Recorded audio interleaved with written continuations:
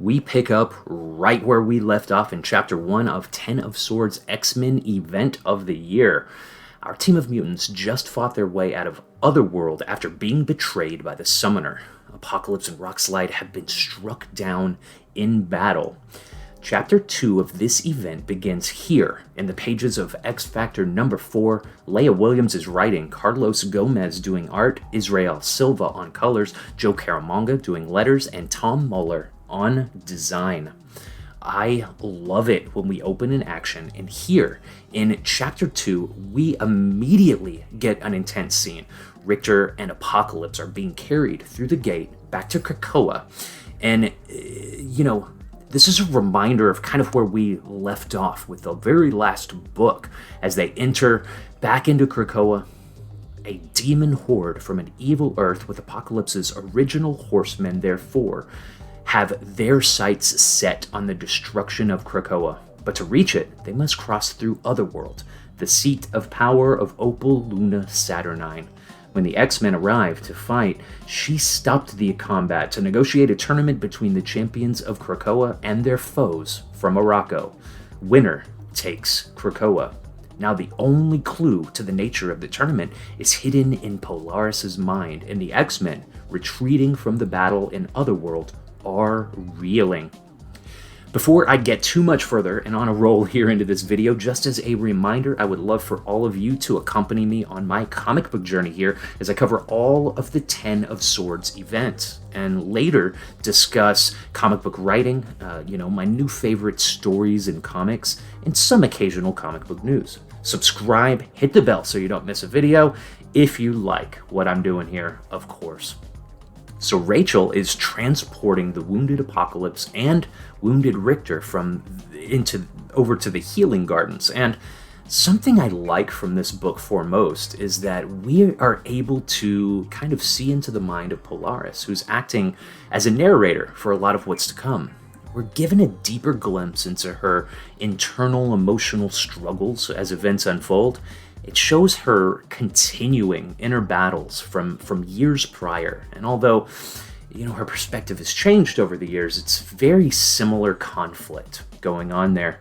We see Saturnine attack and destroy the connection of the external gate from Krakoa to Otherworld, and it sends Polaris into an extreme state and needing to be taken to the healing gardens herself, where Rachel is trying to get into her mind, but is blocked from those mental safeguards that Saturnine has planted there in her head.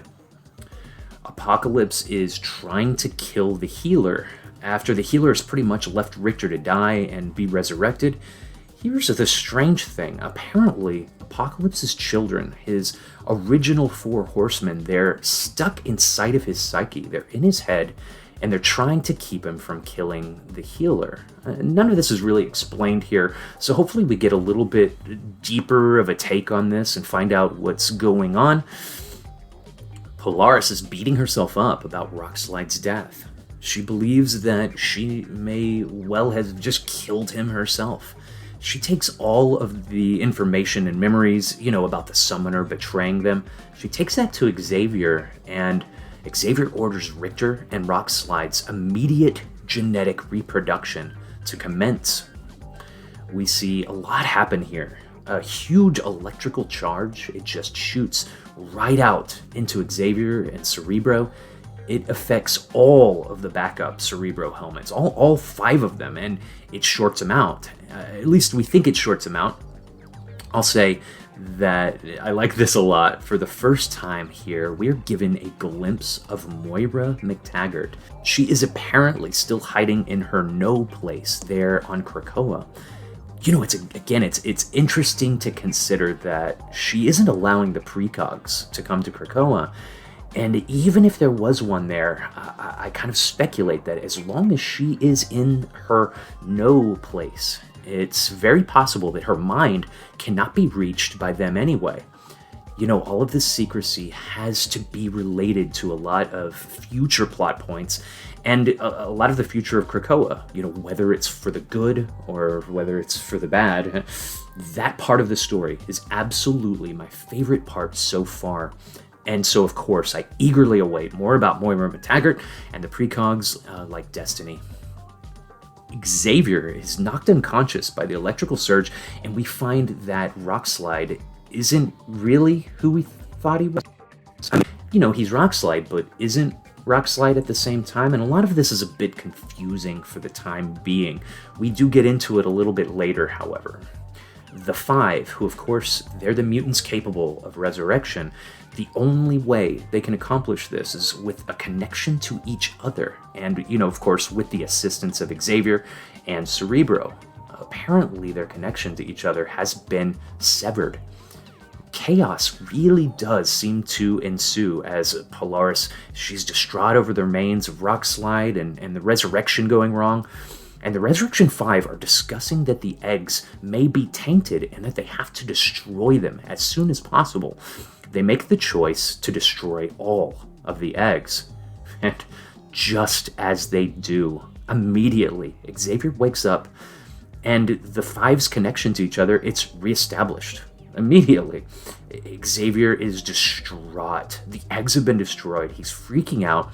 There's more chaos, and it's not just the events that I feel chaos from.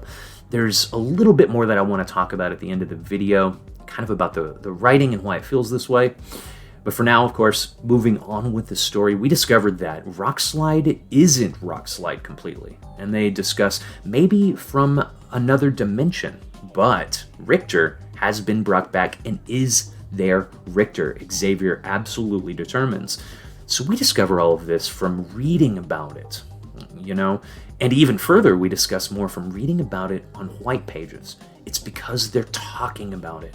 So basically, they're telling us that these things are true, you know? And I feel like this is one of those kind of things where the white pages may not always be the best idea in all of these Dawn of X comics, because here, it really did seem to take away from the showing of the story. The way that the story unfolds, it should be shown, of course, and not told. And I think some of these white pages, you know, all of this resurrection stuff about Rockslide and a few other issues, it would have been a lot easier to show what happened, at least for the reader to connect with the situation at hand. They do come to the conclusion that since Rockslide died in Otherworld, it doesn't resurrect him properly, that we may have resurrected a mixture of him from all these dimensions, since Otherworld is the crossroads to different worlds, or that it may simply be a different Rockslide from another dimension. They don't know which it is, but they speculate about it. And here, Emma Frost is the voice of reason, pointing out that if all of Rockslide's personality and memories are gone, this is not Rockslide.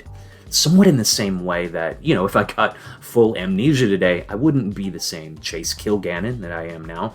I may as well call myself the artist formerly known as Prince Chase Kilgannon. So we do get a full white page. It's telling us, not showing us that, you know, anyone dying in Otherworld, they won't be resurrected as themselves. Emma says Rockslide is dead, with no hope for resurrection now, and she questions, why are we moving forward with the fight of 10 of Swords against Araco? If all of the casualties will result in actual deaths of mutants who die over there, Xavier, oddly, seems very uncaring, saying, you forget our champions likely chose to participate in the tournament as it is in service of our imminent war. Just a side note from my perspective also, Charles is looking at things as though a war must be imminent. Maybe that's the case, but always approaching life in such a way makes it impossible for peace without the deaths of many, many others. When it comes down to it, war is the opposite of peace. So this is the point where we do get the next few hints dropped about the future of the Sword Bearers, and it comes as an overload in Lorna's mind. Whatever Saturnine buried inside, it's coming out, beginning with the words, as above, so below. And out comes a long riddle from the unconscious mind of Polaris, apparently telling everyone who the Sword Bearers are.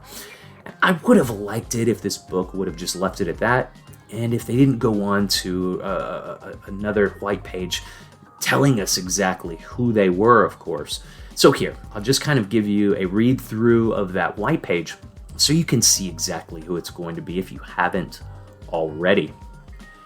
8 years gone in seconds. From childhood lost comes a creature grown. A young girl's friends used as weapons honed a woman's soul into a blade of her own.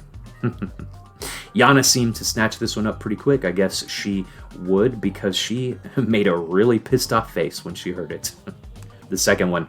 A beacon slices darkness, stationed in space. A young man born old pilots a place.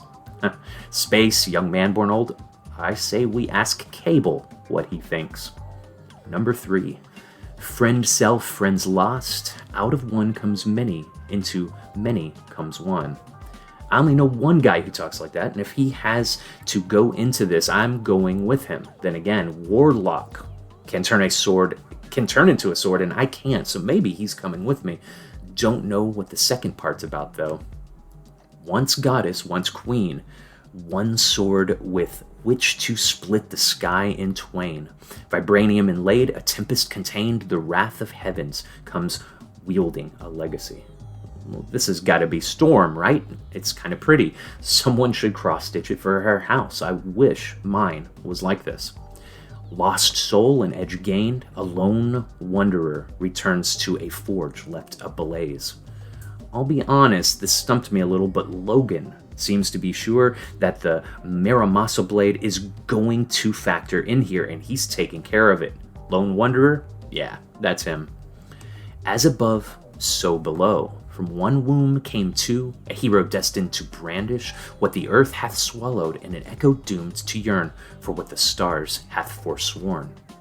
I'm not sure if I got anything special about this one, but this seems like the Braddock twins, right? But Brian's not a mutant. I'm also not sure which one this is. Well, if Brian's not a mutant, it's gotta be the other.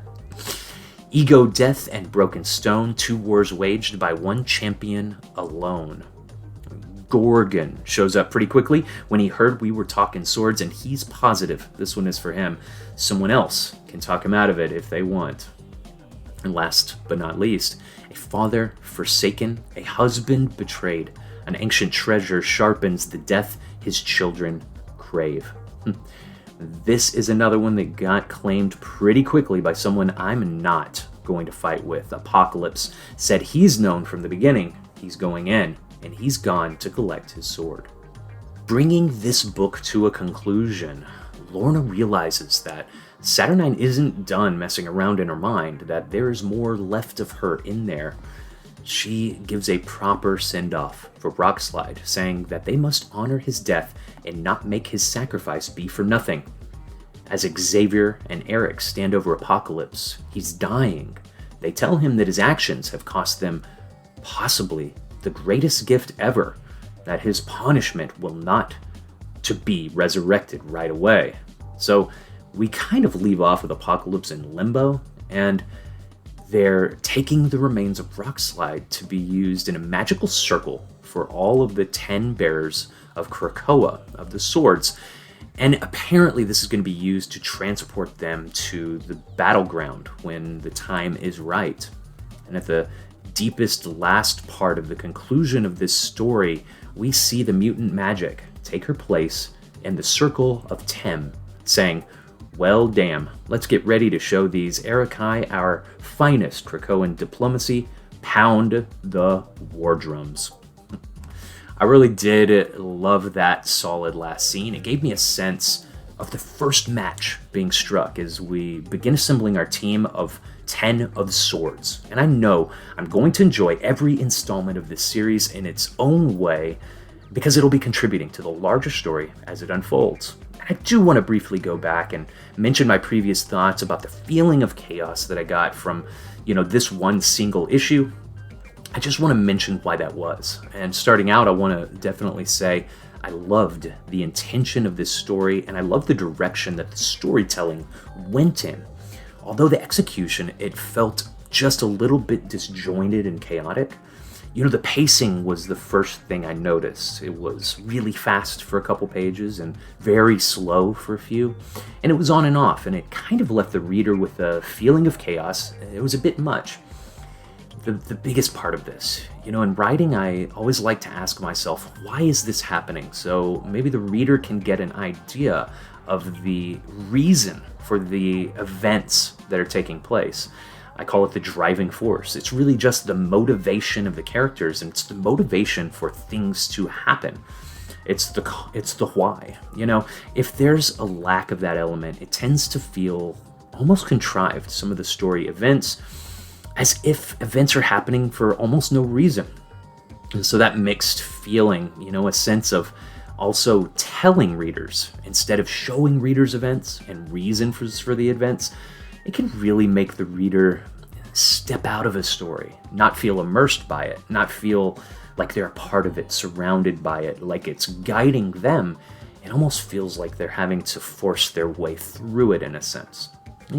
Again, I'm excited for this story. I really loved the intention and the direction that this has gone in.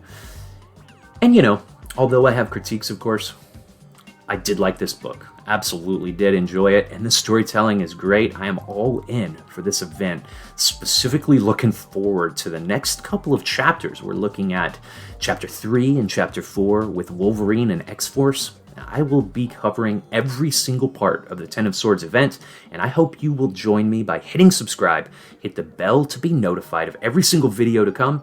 I look forward to hearing from all of your thoughts and theories in the comments below.